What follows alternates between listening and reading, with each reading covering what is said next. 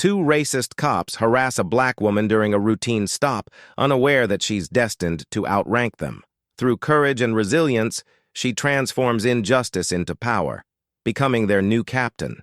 It was a sunny morning in a small southern town, the air buzzing with the sound of traffic and distant conversations. Jordan Myers, a poised black woman in her early 40s, drove through the familiar streets on her way to visit a community event.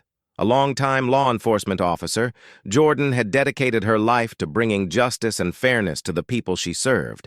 She wore her years of experience with pride, her uniform always neat, her demeanor calm yet commanding. But this was a day off, a rare moment when she wasn't in uniform. Instead, she wore casual clothes, blending into the everyday scenery of the town she had grown to know so well. As she approached a stop sign, a police car suddenly pulled up behind her. Its lights flashed, and the piercing sound of the siren broke the peaceful morning. Jordan's heart sank. She pulled over calmly, knowing she had done nothing wrong but already sensing what was coming. Two officers, Carter and Daniels, stepped out of the car. Their stern expressions radiated authority, but Jordan could see something else in their eyes. Assumptions.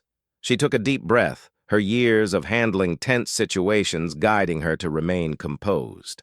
"License and registration," Carter demanded, his tone sharp. Jordan handed over her documents without hesitation. "May I ask why I'm being stopped?" she asked politely. Daniels snorted. "Routine check," he said, though his tone suggested otherwise. The stop quickly escalated as the officers questioned her in increasingly hostile tones. They accused her of suspicious behavior, implying that she didn't belong in the neighborhood. Jordan's calm responses only seemed to irritate them further. "Step out of the car," Carter ordered, his hand resting on his holster. Jordan hesitated for a moment before complying. She knew that arguing could make things worse. As she stepped out, the officers began to search her car without explanation. Passers-by slowed to watch, some pulling out their phones to record the encounter. Despite the humiliation, Jordan kept her composure. She had faced situations like this before, moments where her professionalism and dignity clashed with the biases of others. But this time felt different. This wasn't just about her. It was about every person who had ever been unfairly targeted, dismissed, or silenced. As the officers finished their search and found nothing, they released Jordan without an apology. She got back into her car, her hands trembling slightly as she gripped the steering wheel. Driving away, she replayed the encounter in her mind, anger and resolve simmering beneath her calm exterior. This wasn't the first time she had faced such treatment, but Jordan vowed it would be the last. The interaction between Jordan and the officers quickly turned sour. Carter and Daniels seemed to be looking for any reason to escalate the situation. Their questions were vague, yet accusatory, implying that Jordan's mere presence in the neighborhood was suspicious. "Mind telling us why you're here?" Daniels asked, his eyes narrowing as he glanced at her car. "I'm on my way to a community event," Jordan replied calmly, keeping her tone steady. Carter smirked. "Community event, huh? You sure you're not lost?" Jordan took a deep breath. She was used to being underestimated, but the officer's tone was laced with a disrespect she couldn't ignore. "I've lived in this town for over a decade," she said firmly. "I know exactly where I'm going." But her calm response only seemed to irritate them further. Daniels leaned closer, his voice dripping with condescension. "Step out of the car," he said. "Why? Have I done something wrong?" Jordan asked, her pulse quickening. "It's for your safety," Carter interjected, his hand resting on his belt.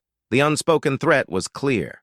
Reluctantly, Jordan stepped out of the car, knowing she had no choice. The officers began searching her vehicle without her consent, rummaging through her belongings as if they expected to find something incriminating. Around them, a small crowd began to form. Some passers-by paused to watch, their expressions a mix of curiosity and concern. A young man standing nearby pulled out his phone and started recording, capturing the entire interaction. "You don't have the right to search my car without cause," Jordan said, her voice steady despite the anger building inside her. Daniels scoffed. "Don't tell us how to do our jobs," he said, shooting her a glare. As the search continued, Carter turned to Jordan. "You got anything in here we should know about? Drugs? Weapons? Jordan stared at him, her patience wearing thin. No, and you're not going to find anything because I haven't done anything wrong. Her assertion was met with silence, but the tension in the air was palpable.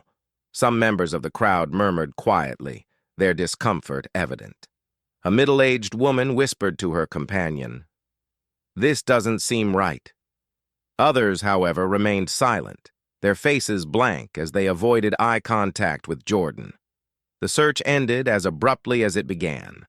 Carter and Daniels found nothing incriminating but refused to acknowledge their mistake. "You're free to go," Carter said, his tone dismissive. Jordan didn't move right away. She looked at the two officers, her voice firm. "You had no reason to stop me, and you know it." Daniels smirked. "Have a nice day, ma'am." Jordan climbed back into her car, her hands shaking as she gripped the steering wheel. As she drove away, she glanced in her rearview mirror, catching sight of the crowd dispersing. The young man with the phone was still standing there, his eyes following her car.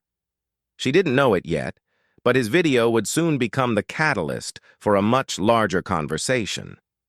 As Jordan pulled into her driveway later that evening, the weight of the day pressed down on her. The interaction with the officers replayed in her mind, each dismissive remark and unnecessary command stinging like fresh wounds. She sat in her car for a moment, gripping the steering wheel, trying to compose herself. She wasn't just upset for herself. This incident wasn't isolated. It was part of a much larger issue that plagued communities across the country. Jordan knew she had to act, not only for her own peace of mind, but for the countless others who faced similar treatment. After a deep breath, Jordan went inside, determined to file an official complaint. She composed a detailed account of the encounter, outlining every inappropriate action and comment made by the officers.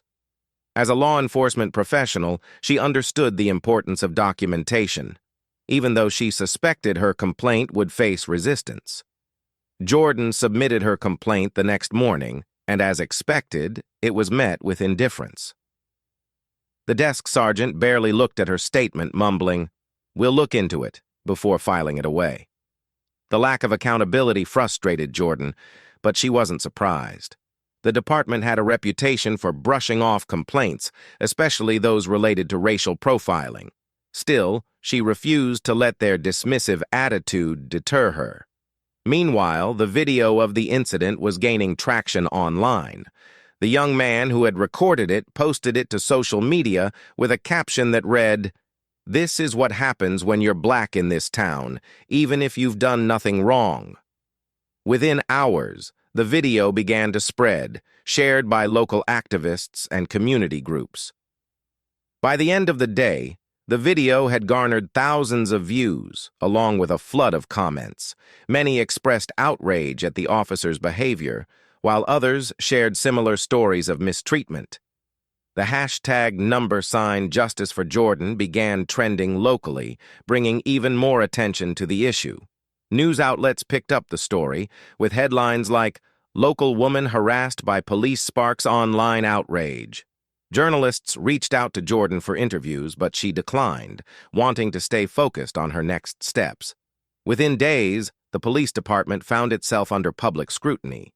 The chief issued a generic statement about reviewing the incident and ensuring fairness, but it did little to quell the growing anger. Protests began to form outside the station, with demonstrators demanding accountability for Carter and Daniels.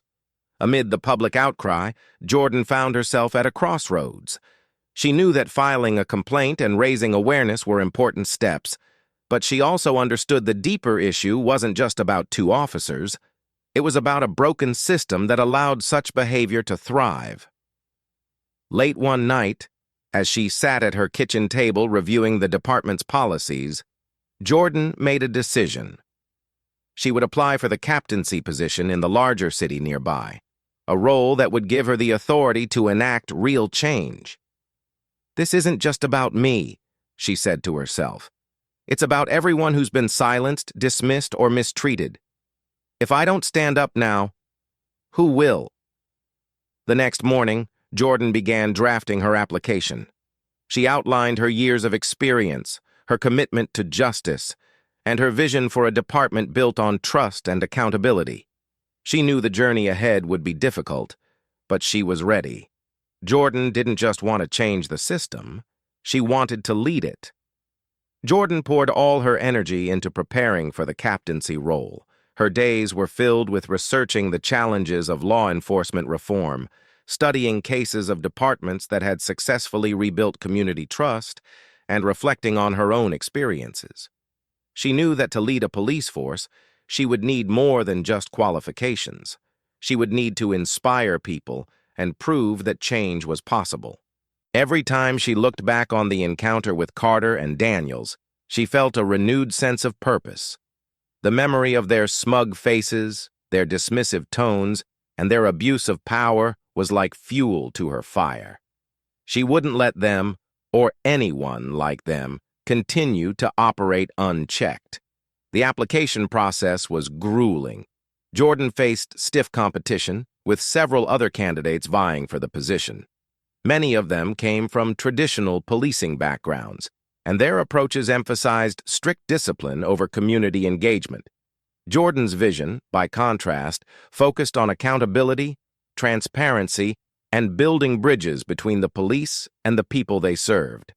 During the interview, she spoke with conviction, detailing her plans for reforms that would include mandatory bias training, stronger oversight of misconduct cases, and new policies to encourage collaboration between officers and the communities they patrolled. She drew from her own experiences, both as a victim of discrimination and as an officer who had worked tirelessly to rise above it. Despite her confidence, Jordan couldn't shake the doubts that crept into her mind at night. What if they didn't see her as capable? What if the systemic biases she was fighting against also influenced the hiring decision? But every time she felt uncertainty, she reminded herself why she was doing this. It wasn't just for her. It was for everyone who had ever been told they didn't belong. Weeks passed, and the weight of anticipation grew heavier. Jordan threw herself into her current work to distract herself, but every phone call made her heart race.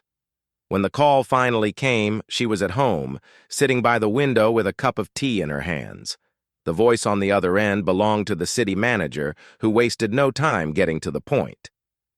"Congratulations, Jordan," the manager said warmly. "We're thrilled to offer you the position of captain." Jordan sat in stunned silence for a moment, letting the words sink in. Relief, pride, and determination washed over her all at once. "Thank you," she said, her voice steady despite the emotions swelling inside her. "I won't let you down."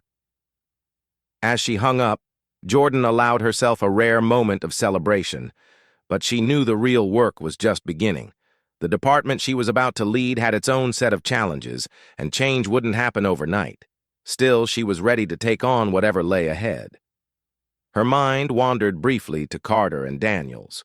She wondered how they would react when they saw her walking into the station as their new captain. A small smile tugged at her lips. They wouldn't be the first to underestimate her, and they certainly wouldn't be the last to regret it. The selection process for the captaincy was nothing short of rigorous. Jordan stepped into the interview room, her shoulders squared and her mind focused. Across the table sat a panel of senior officials, their expressions serious as they prepared to grill her on everything from her leadership experience to her plans for reform. The first question came from a stern-looking official at the center. "What is your approach to addressing systemic bias within law enforcement?" Jordan took a deep breath before responding, her voice steady. "Systemic bias is not just a failure of individuals, but a failure of culture. My approach involves holding people accountable while creating structures that prevent bias from thriving. That means mandatory training, transparent disciplinary processes, and fostering a culture where officers understand that fairness isn't optional, it's foundational." Her answers were met with nods from some panel members, while others maintained neutral expressions. One official leaned forward, his tone skeptical. "How do you plan to balance discipline with morale? Reforms like these can make officers feel targeted." Jordan smiled, unfazed. True leadership isn't about choosing between accountability and morale. It's about showing that the two go hand in hand. Officers need to trust that fairness applies to everyone, including them. Building morale comes from trust, and trust comes from fairness. The questions kept coming, each more challenging than the last. Jordan remained composed, drawing on her years of experience to provide thoughtful, practical answers. She spoke of her vision for bridging the gap between law enforcement and marginalized communities, emphasizing the importance of listening to the people the department served. Despite her strong performance, Jordan was acutely aware of the competition. Other candidates, many of whom were men with traditional policing backgrounds, presented hardline approaches focused on discipline and order. Their strategies leaned heavily on maintaining the status quo, with little mention of community engagement or accountability. Jordan's emphasis on empathy and reform made her stand out, but she knew it also made her a polarizing choice. Some members of the panel seemed impressed, while others exchanged skeptical glances, as if questioning whether her vision was realistic. After the interview, Jordan left the room feeling a mix of confidence and uncertainty. She had given it her all, but the final decision was out of her hands. All she could do now was wait. Weeks passed, and the anticipation grew heavier with each passing day. Then, one crisp morning, her phone rang. She recognized the number immediately. It was the city manager. "Jordan, I won't keep you waiting. Congratulations. We're offering you the position of captain," the manager said warmly. Jordan's breath caught for a moment before a smile spread across her face. "Thank you. I'm honored, and I promise to give this my all." As she hung up, a wave of emotions washed over her: pride in her achievement, gratitude for the opportunity, and an unshakable determination to prove that her vision for policing was not just idealistic, it was necessary. Jordan knew the challenges ahead would be immense, but she was ready to face them head-on. Jordan's first day as captain was one she would never forget. She arrived at the station early, her polished shoes clicking against the pavement as she approached the entrance. The building loomed before her, a symbol of both the challenges she had faced and the change she was determined to bring. Inside, officers moved about the station, their conversations halting the moment Jordan entered. Heads turned and whispers filled the air as they realized who she was. Among them were Carter and Daniels, the two officers who had harassed her just weeks earlier. Their faces froze in shock as they recognized her. Jordan walked past them with a calm, commanding presence, her focus unbroken. She made her way to the captain's office, where a nameplate now bore her name. For a moment, she allowed herself to take it all in, the culmination of years of hard work, resilience, and an unyielding commitment to justice. A staff meeting was scheduled that morning to formally introduce her as the new captain. Officers filed into the briefing room, some curious, others skeptical. Carter and Daniels sat in the back, their expressions a mix of discomfort and disbelief. When Jordan stepped to the front of the room, she met their gazes head-on. "Good morning, everyone," she began, her voice steady and authoritative. "As your new captain, my priority is simple: fairness, accountability, and trust. These values will guide everything we do moving forward." The room was silent, but the weight of her words was palpable. "I know change isn't easy," she continued, "but it's necessary. Our goal is not just to enforce the law, it's to serve the community with integrity and respect." After the meeting, Jordan called Carter and Daniels into her office. They entered hesitantly, their usual bravado replaced by unease. She gestured for them to sit, her expression calm but firm. "I don't need to remind you of our last encounter," Jordan said, her tone even. "What happened that day was unacceptable, not just as a personal experience, but as an example of the behavior we cannot tolerate in this department." Carter shifted uncomfortably in his seat. "Captain Myers, Jordan held up a hand, cutting him off. "This isn't about excuses. It's about accountability. Going forward, I expect the highest level of professionalism from both of you." There will be no tolerance for bias or misconduct under my leadership. Is that clear? Yes, ma'am, they muttered in unison, their voices subdued. Jordan leaned back in her chair, studying them for a moment. You have the opportunity to be part of the solution, she said finally. But that choice is yours. Over the following weeks, Jordan began implementing changes to the department. She focused on collaboration and transparency, meeting with officers individually to build trust and outline her vision. Slowly but surely, the culture of the station began to shift.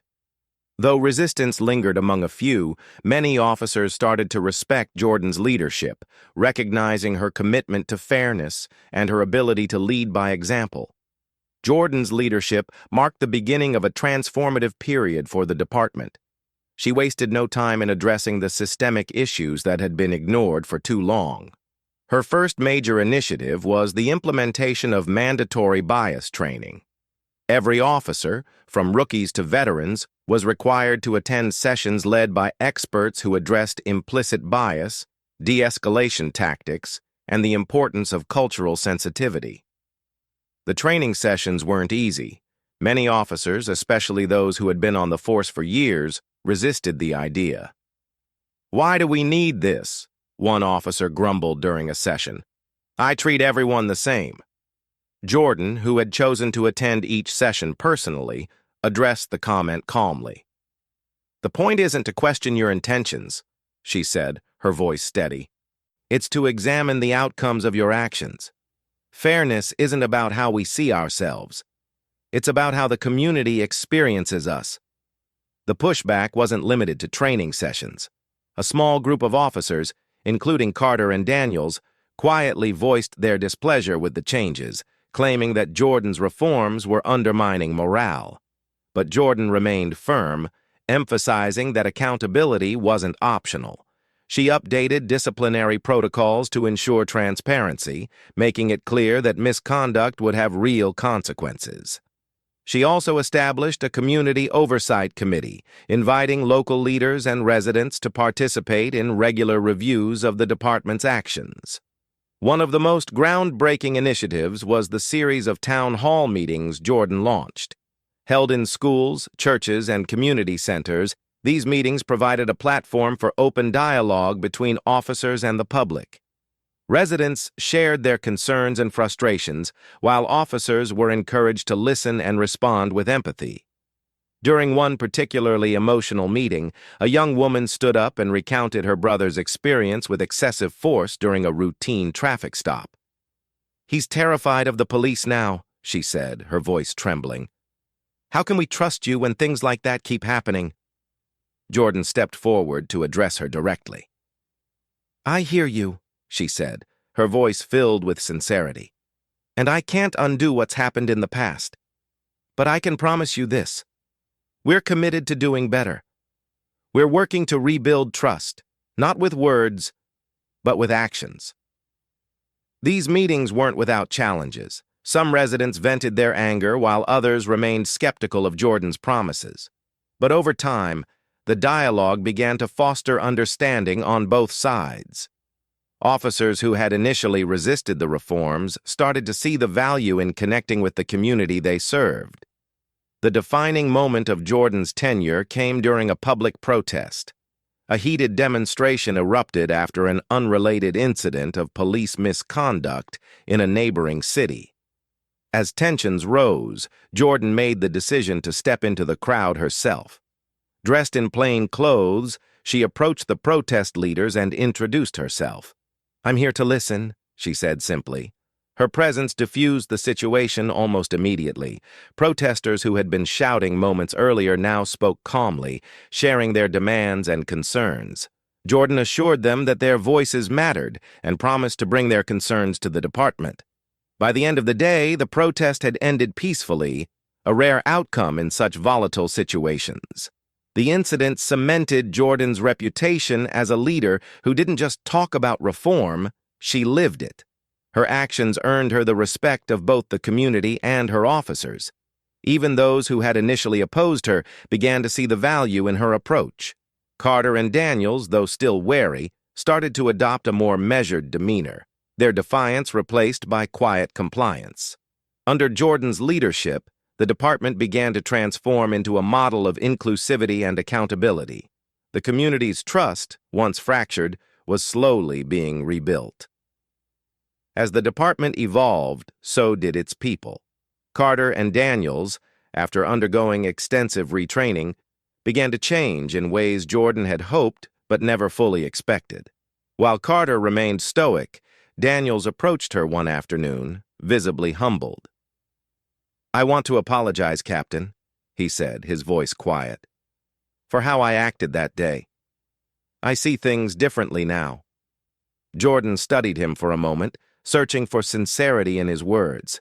"Acknowledging your mistakes is the first step," she replied. "Now, show me through your actions that you've truly changed." Her words stayed with him.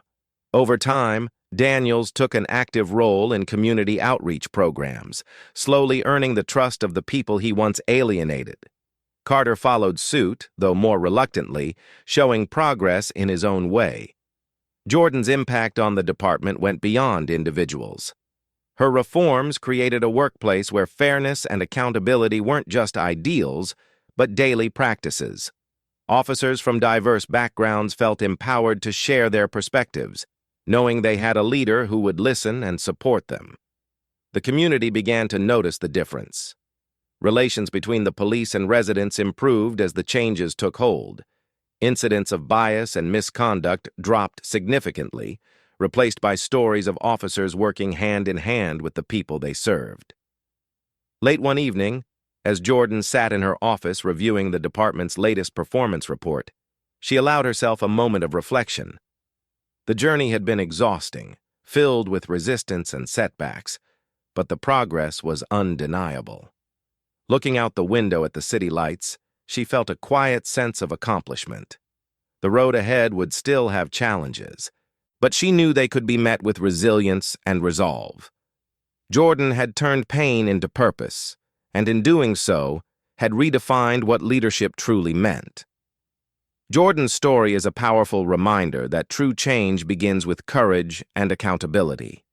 Her journey from being harassed by officers to leading an entire department isn't just about personal triumph. It's a testament to the power of resilience and the importance of standing up to injustice, even when the odds seem insurmountable. But Jordan's story isn't unique. Every community has its own struggles, and every system has its flaws. The question is, how do we respond? Do we remain silent, complicit in the face of inequality, or do we take action to demand better? This story challenges each of us to reflect on our role in fostering fairness, equality, and accountability. Whether it's speaking up against injustice, advocating for policy changes, or simply listening to those who have been marginalized, every action matters. Change doesn't happen overnight, but with persistence, it's possible to create systems that serve everyone with integrity. Jordan's leadership showed that accountability isn't about punishment. It's about creating a culture where trust, fairness, and empathy thrive. Her actions inspired a department, a community, and now, through this story, perhaps even you. So, what's your next step? Will you use your voice to call out unfair practices? Will you push for reforms in your workplace, school, or community? Each of us has the power to make a difference, no matter how small it may seem. If this story resonated with you, don't let it end here. Share it with others, spark conversations, and inspire action. Together, we can build a future where justice isn't just an ideal, but a reality for all.